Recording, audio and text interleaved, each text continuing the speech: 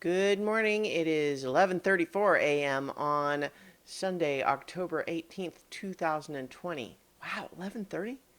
I'm Christiana Ellis, and I didn't just get up, but this is 5 more minutes. So basically, I got a lot of good recovery sleep, which is good stuff. And then I've been kind of poking around doing some miscellaneous errands before I sat down to record this video. But because it's Sunday, I'm continuing my rewatch of The Legend of Korra with Season 3, Episode 4, In Harm's Way. So, we got a lot of good action in this episode, some raising the stakes of various things. Last episode was all about kind of building some ominous suspense, and now some of it's, coming to a head, but with higher stakes still on the horizon. So let's go ahead and start with our villain storyline, because the episode does. We recall that Lord Zuko had gone to the Northern Water Tribe because there's a secret prison there where the fourth of Zahir's little squad was still imprisoned, knowing that because the other three were out, probably they'd be coming for her. And sure enough, they do. And so what we see is this cool, they advance with is weirdly they've, never mind. I was going to say okay. I just confused myself, and so there's literally no point in saying what I was about to say. But they advanced by doing this cool airbending / waterbending snowstorm to obscure their approach, and then they attack, and all four of the Zahir's little team is just this incredible these very cool designs, and they're so badass. I just mean everything about that team, like the just by far Zahir and his people. They haven't revealed their names yet.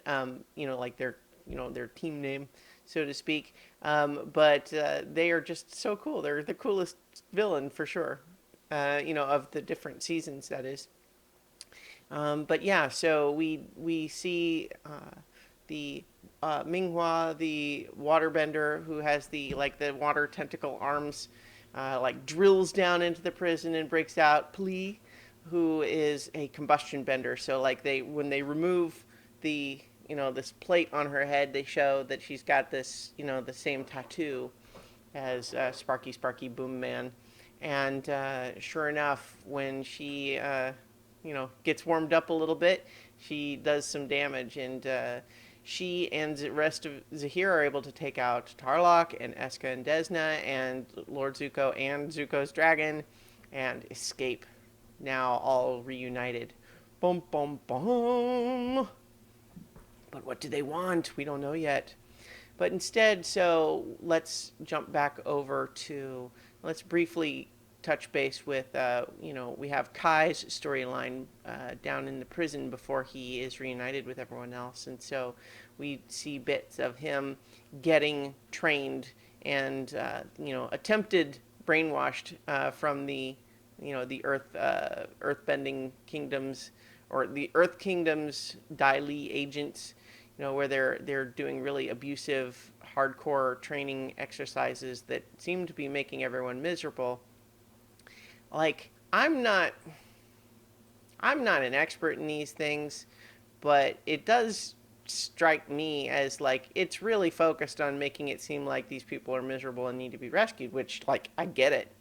But I also can't help but feel a little bit like, if they weren't rescued, what is the Dai Li's long game here? Do they really think that this sort of treatment is the way that's going to ultimately... I mean, I suppose maybe it's the whole, break them down until you can build them back up. You get them, break their spirits, and then start rewarding them when they do better and do what you say. I don't know, maybe. In any event, it's very abusive training, and it definitely makes us want to rescue them. Which is important because the stakes of that are high, as we will explore now that we jump over to, Korra's storyline. So now that we have Bolin and Mako able to return to the upper ring thanks to their family, and to let Korra and Tenzin and the others know what they heard, which is the reason they say there's no airbenders is because all the airbenders are being kidnapped and taken to a secret prison to be conscripted into the army. And so it's like, okay, well, that won't stand. But how do we prove it? How do we find them if the queen's keeping them secret? And this is where Jinora kicks in to be MVP again, where she reveals that even though she can't do it as powerfully as she could during the harmonic convergence, she can actually still astrally project. And so they try it out with her going to check out the prison under Lake Lagoai, which is where, was the secret prison of the Dai Li during the original series. And then, but that one is still flooded. And what we're told that like one of the flooded chambers is literally like flooded version of the same sort of background scene design as the place where Jet died in the original series. But so we have, they're not there, and then Korra suggests, based on having observed Jinora's crush on Kai, maybe because you found me by using your connection to me, maybe if you use your connection to him, you can find him. And sure enough, that works. But there's an element of Tenzin going, wait, what? What? But sure enough, that works. And that's great. So now that they have been able to find that this secret prison is right underneath the new temple being built, they are gonna, they plan the rescue. Now, there's a couple of like big factors in making that decision, because one of the things that Boomy points out early on is that he's not taking the Earth Queen's side exactly, and saying that they shouldn't rescue the kid, but or everyone, but points out, legally speaking, she is the queen, and in the Earth Kingdom, she has the legal right to conscript Earth Kingdom citizens. So technically, what that means is, however morally right Korra and everybody might feel, they are the ones breaking the law, right? Like, they're the criminals in this scenario. And more than that, as the Earth Queen points out to them later, it's like, this is maybe not merely a crime, but an act of war, because it's essentially the nascent new air nomad culture kidnapping Earth Kingdom citizens and doing so via a violent attack. So, like, that has potential serious consequences. Now, some of that gets rendered moot a little bit with events later, which will, I'm not going to get into as much now because we'll talk about them for sure. But, it's serious, and it's not just a matter of there's danger and risk in the actual attack, but potential long-term consequences, right? So one of the other things that we're still dealing with the Earth Queen, who is basically designed to be a character we don't like because she's awful. But I think there's an interesting nuance in the reveal that the reason she doesn't want animals anywhere near her is that she is extremely allergic, right?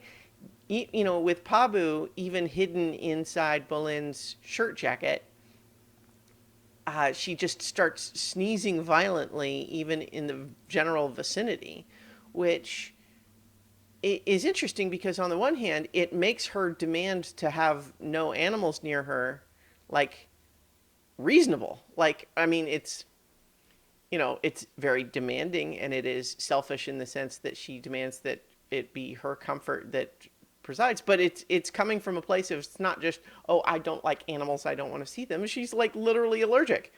And so it's interesting that they make that slightly nuanced, even though it's also, played for comedy in the sense that we're supposed to be laughing at this mean old queen sneezing like that. And sure enough, they pull back to that at the end when Oogie the flying bison is flying away, but some of the um, some of his fur drifts down and makes her sneeze some more. But we end up with some good action in this whole escape sequence. Apparently, we don't see Lin and Asami do much other than be on one of the airships because I guess there was a scene with them that was cut out for time. And then there was also a discussion of having a flashback sequence of Zahir's original attack because we learn the reason that they were all imprisoned is because they had previously, when Korra was just a little kid, tried to kidnap her 13 years prior. And so we don't know why, right? And to some extent, there's a little bit of a frustration of like, it's one thing to say, we believe these four are so tough that they wouldn't talk.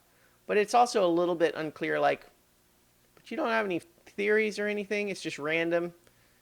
I don't know. That seems strange. But it's fine. We get the reveal later. But certainly this puts some new perspective on Korra feeling so angry last season about like, oh, you were keeping me a prisoner there, but realizing, oh, there's these extremely dangerous individuals that previously tried to kidnap me. Maybe that's why. Maybe that's why they were trying to protect me. But, um, it's interesting to just put some nuance into different elements of the previous story. But certainly, Lin comes to where they are to, warn Korra and Tenzin and everyone.